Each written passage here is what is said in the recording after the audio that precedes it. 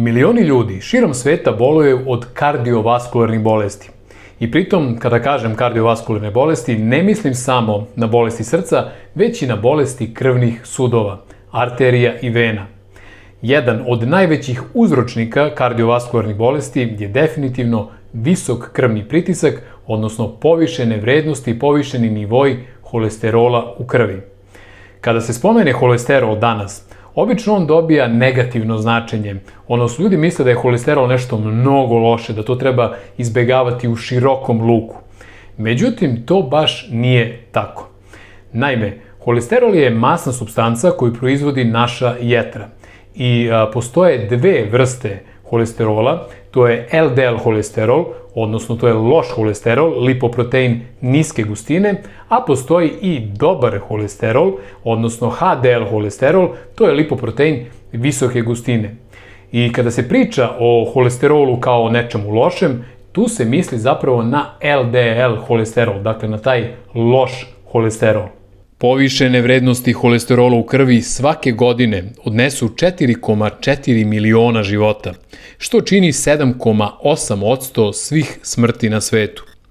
Procenjuje se da 1,28 milijardi ljudi širom sveta, starosti od 30 do 79 godina, boluje od visokog krvnog pritiska, odnosno hipertenzije. Otprilike 46% ljudi sa visokim krvnim pritiskom nije ni svesno da boluje od ovog stanja, dok samo 42% njih dobija zvaničnu dijagnozu hipertenzije.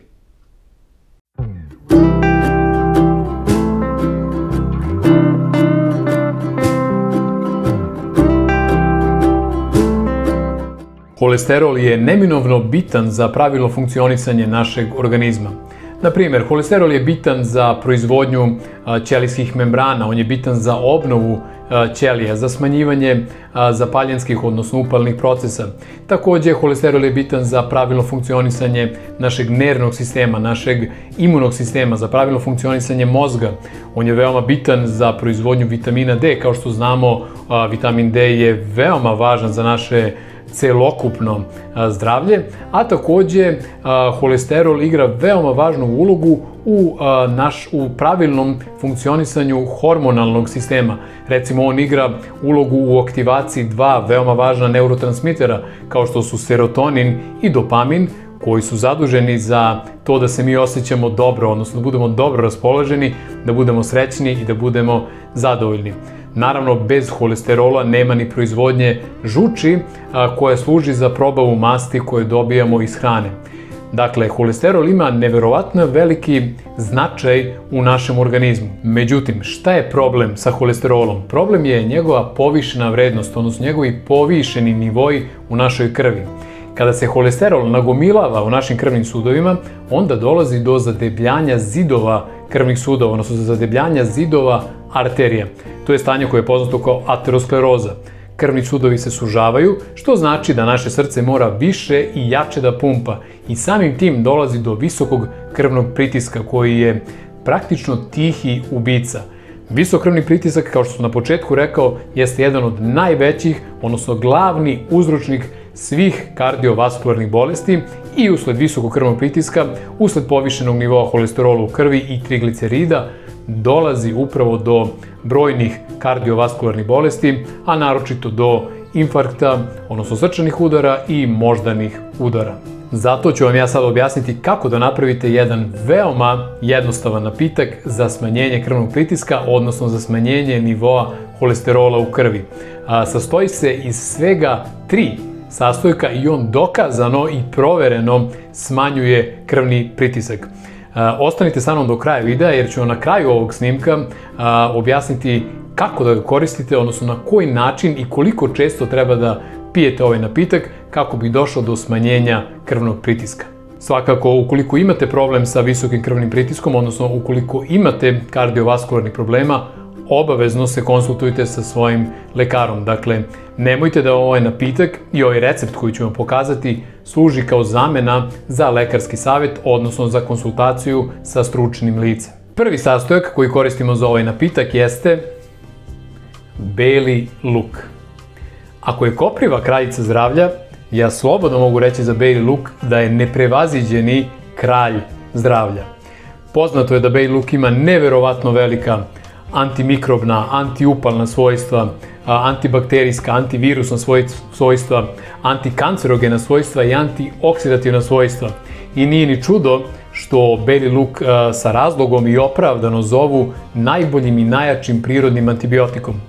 Ali, pored toga, pored svih ovih njegovih zdravstvenih benefita, ono po čemu je Beli luk poznat jeste po tome da on značajno može da smanji visok krvni pritisak, odnosno da smanji nivo holesterola u krvi. Kako on to čini? Tako što Beli luk proširuje krvne sudove i omogućava veći protok krvi. Naime, Beli luk sadrži određene jedinjenja koje sadrže sumpor i baš zbog toga Beli luk ima onu specifičnu, upečatljivo jaku aromu, što bi rekla moja baba, jaku miru. I mene lično jako nervira kada mi neko kaže da Beli luk smrdi. Beli luk ne smrdi. Beli luk ima, kao što sam rekao, interesantnu i veoma specifičnu aromu, ali ne treba i nemojte da se stidite da jedete Beli luk. Nemojte se stidite da jedete nešto što je lepo, nešto što je naše i nešto što je jako, jako zdravo. Kao što sam pričao, dakle, Beli luk sadrži određene jedinjenja koje sadrže sumpor i koje se naziva alicin. Ta jedinjenja se nazivaju zapravo alicinom. I mi kada jedemo Beli luk, ili kada gnječimo Beli luk, ili kada sečemo Beli luk, onda dolazi do oslobađanja jednog enzima koji se naziva alinaza.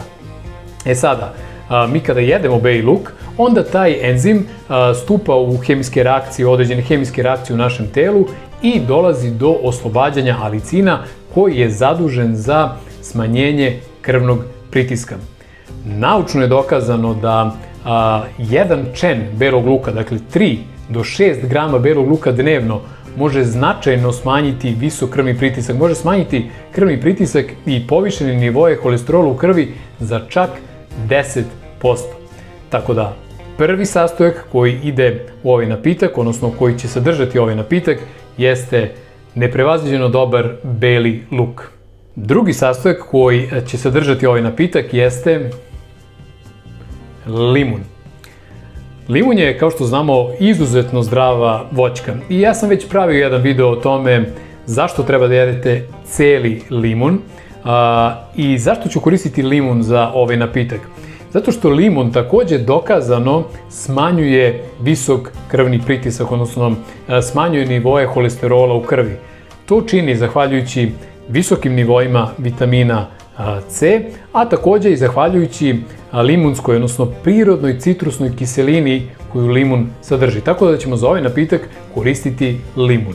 Treći i poslednji sastojak koji ide u ovaj napitak jeste đumbir. Verovatno vam je poznato da je đumbir neverovatno zdrav, odnosno da ima neverovatno velike zdravstvene prednosti, odnosno koristi za nas, za naš organizam, za naše pravilno funkcionisanje, da on ima strašno velika antioksidativna, antiupalna, antibakterijska svojstva i tako dalje. Međutim, isto tako dokazano je da đumbir može u velikoj meri da smanji visok krvni pritisak, odnosno nivo holesterola u krvi. Ljudima koji pate od hipertenzije, dakle koji boluju od visokog krvnog pritiska, preporučuje se da piju čaj od đumbira, jer je naučno dokazano da đumbir, odnosno samo 5 grama đumbira dnevno, ukoliko se tih 5 grama unose u periodu od mesec dana, tih 5 grama đumbira dnevno može smanjiti visok krvni pritisak, odnosno nivo LDL, odnosno lošeg holesterola, za čak 17,41%.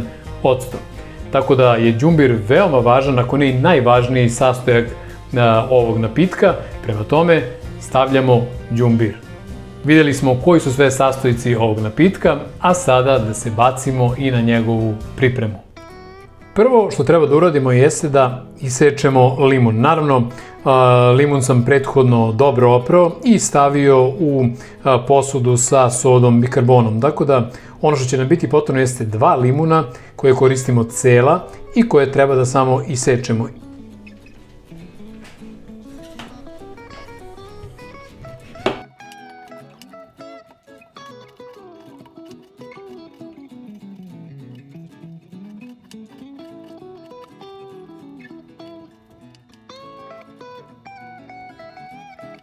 Kada isečemo limun, stavljamo ga u secka.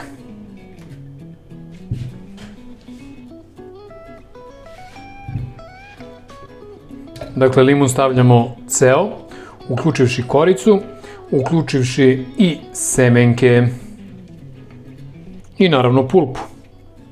Nakon limuna koristimo beli luk i iseći ćemo celu glavicu belog luka.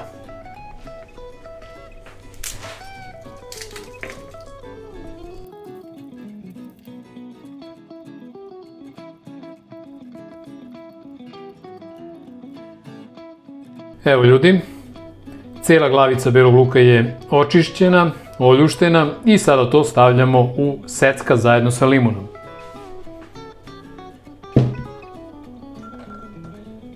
I sada ćemo koristiti đumbir.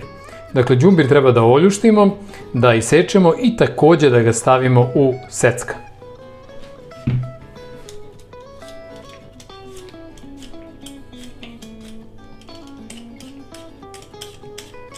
Evo ljudi, izrendali smo đumbir i sada treba da ga isečemo.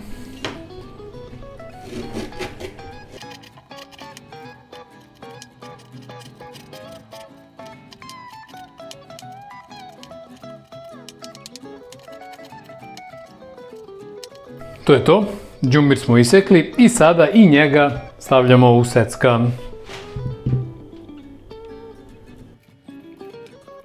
I sada ćemo sve to lepo da sameljemo.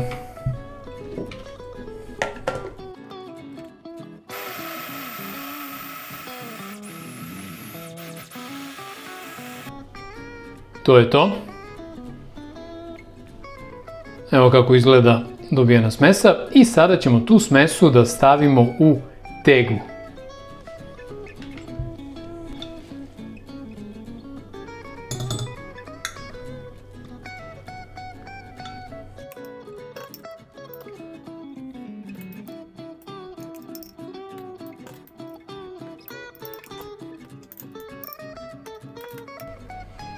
Evo ga, napunili smo teglu i sada ćemo preći na pripremu napitka koji snižava visok krvni pritisak, odnosno koji smanjuje nivo holesterola u krvi.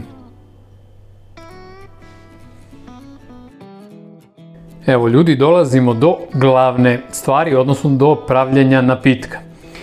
Naime, napravit ćemo jednu vrstu čaja od ove mešavine đumbira, belog luka i limuna. Dakle, zašto kažem jednu vrstu čaja?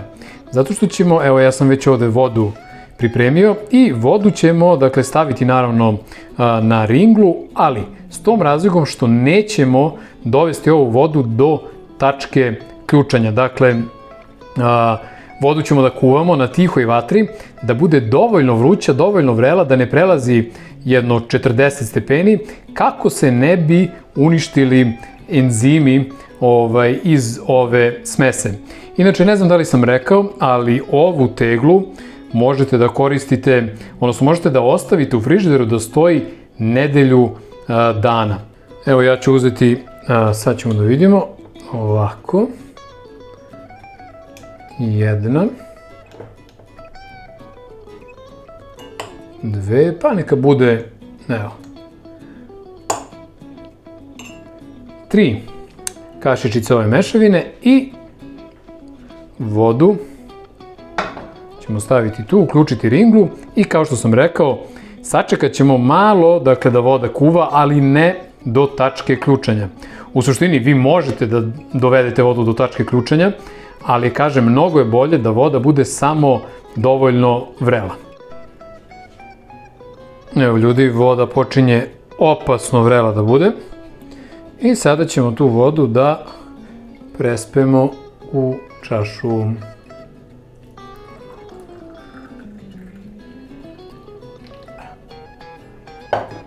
I kada to uradimo, ovako, preklopimo čašu ovako i sačekamo jedno 10 minuta. A za to vreme ja ću malo da raščistim ovu kuhinju. Evo ljudi, prošlo je nekih 10 minuta i sada je vreme da ovaj čaj odcedimo.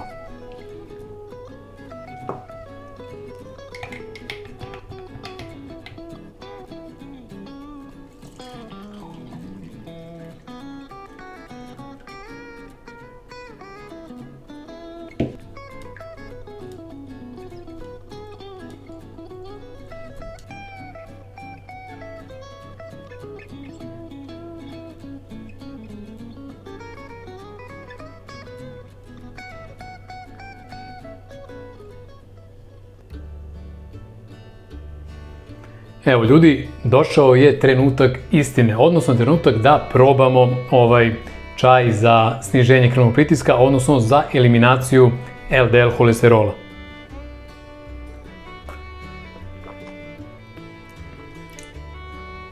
Mogu vam reći da je prilično prijatna aroma.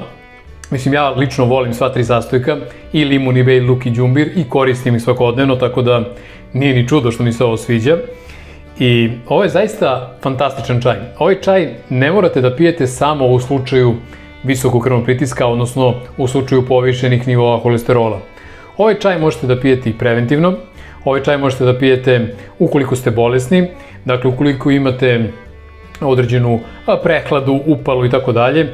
Ovo je neverovatan čaj, dakle ne samo za sniženje krvnog pritiska, već i za, dakle, brojne druge zdravstvene stvari.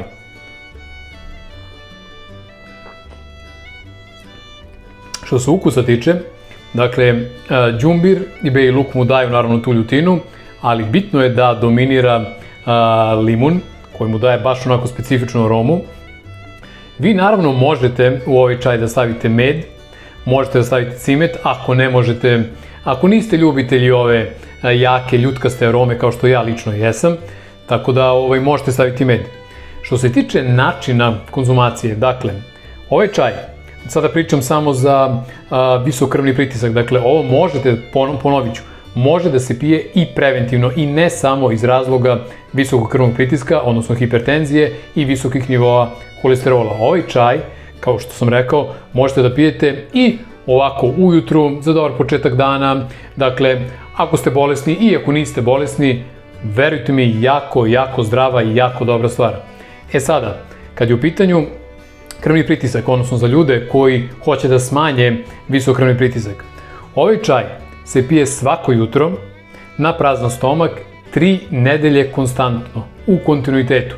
Dakle, 3 nedelje se pije, nakon toga pravite pauzu nedelju dana da malo organizam odmori. Odnosno, nakon pauze ponavljate proces, dakle, opet idu 3 nedelje, svako jutro na prazan stomak. Moram još jednom da ga probam, mnogo mi se sviđa. Dakle, ponovo 3 nedelje na prazan stomak i ja sam uveren da ćete iskusiti, da ćete osjetiti, dakle, pozitivne promene u vidu, dakle, smanjenja krvnog pritiska. Šta da vam kažem ljudi, to bi bilo to za ovaj video. Nadam se da sam vam pomogao, nadam se da ste naučili neke nove informacije, nadam se da ste uživali dok sam spremao ovaj čaj, ovaj napitak za vas, i nadam se da ćete kliknuti na ono dugmence subscribe, zato što to pomaže rastu i razvoju ovog kanala. I naravno, ne zaboravite da lajkujete ovaj video. Živi bili, pa se vidimo u nekom od narednih zdravih izdanja. Ćao!